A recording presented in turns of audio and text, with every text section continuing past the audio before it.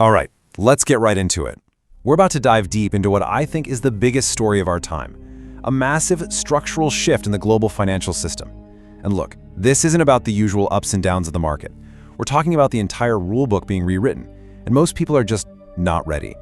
So this is your guide to understanding what's happening and how to navigate it. I love this quote because it hits the nail on the head. For most of our lives, we've taken for granted this idea of a stable, permanent financial world. But what we're about to unpack is that this stability was never really guaranteed. And right now, that illusion is shattering right in front of us. Okay, let's dive in. You know, for something like 70 years, the global economy was built on one thing: the absolute supremacy of the US dollar.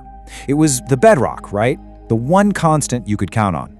But what happens when that bedrock actually starts to crack? Well, it turns out history didn't end in 1991.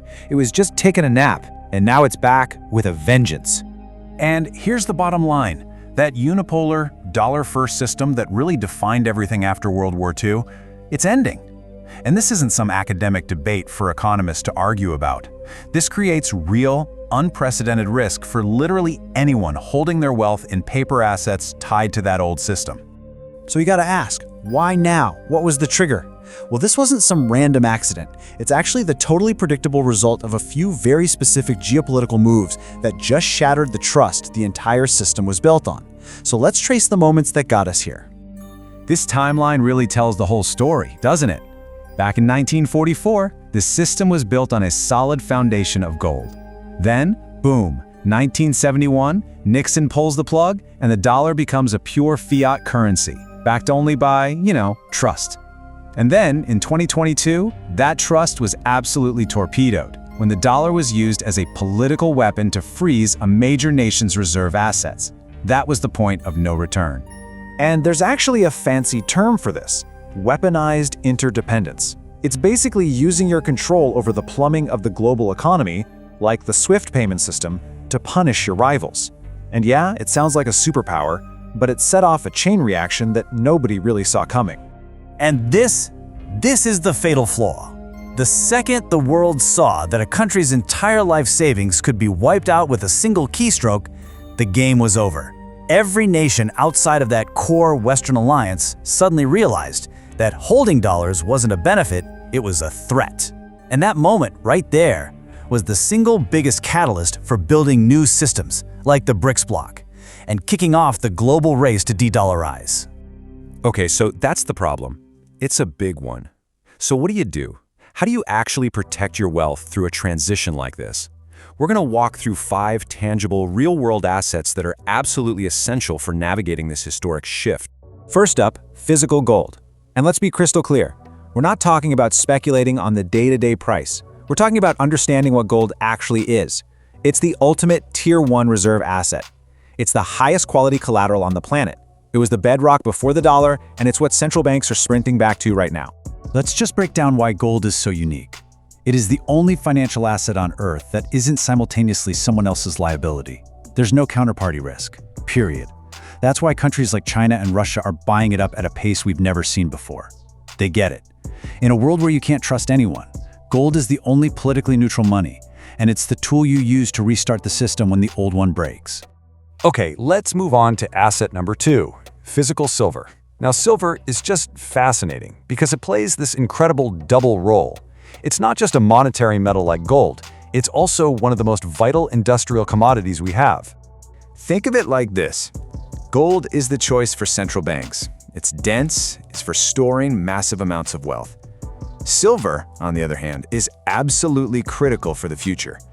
You literally cannot build the green energy transition, solar panels, EVs, you name it, without it.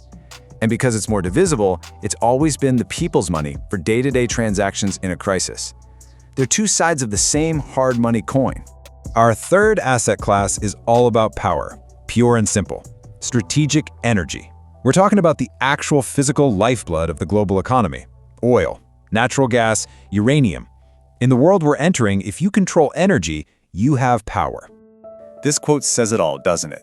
For 50 years, the petrodollar system, where oil was only priced in dollars, was the key pillar propping up American financial power.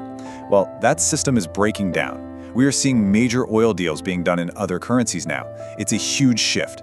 Owning energy assets today is like owning a piece of the world's power grid. Next up, we have what is maybe the most fundamental, most real asset of them all: productive agricultural land. Why? Because at the end of the day, food security is national security. And in a world where supply chains are getting more and more fragile, the ability to grow your own food becomes everything. I mean, what a powerful idea. It just perfectly captures the difference between the world of paper wealth, which can be printed into oblivion, and the real world of tangible value. When the money in your pocket buys less and less, the value of the assets that produce the things you need to survive every single day, well, that's going to go to the moon.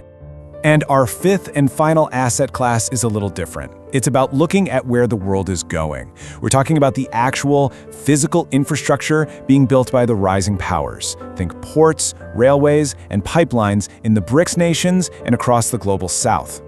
What we're witnessing here is a massive, historic rotation of capital. Wealth is going to flow out of the West's debt-heavy, financialized economies and into the productive, hard asset-based economies of the rising world. Investing in their infrastructure is like buying the plumbing of the new global economy. In a way, you're shorting the old system and going long on the new multipolar reality. So let's just pull all of this together. The great transition that we're living through right now is a pivot away from a global system based on fiat debt and financial illusions, and a great return to a world based on tangible, physical reality.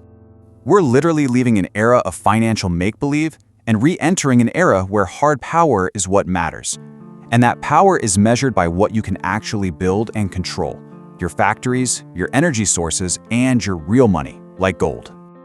So this is really the question you have to ask yourself. Is your financial life, is your portfolio tied to the paper promises of a system that's clearly in decline, or is it anchored to the tangible realities of the new world that's emerging? Because your answer to that question is going to determine everything.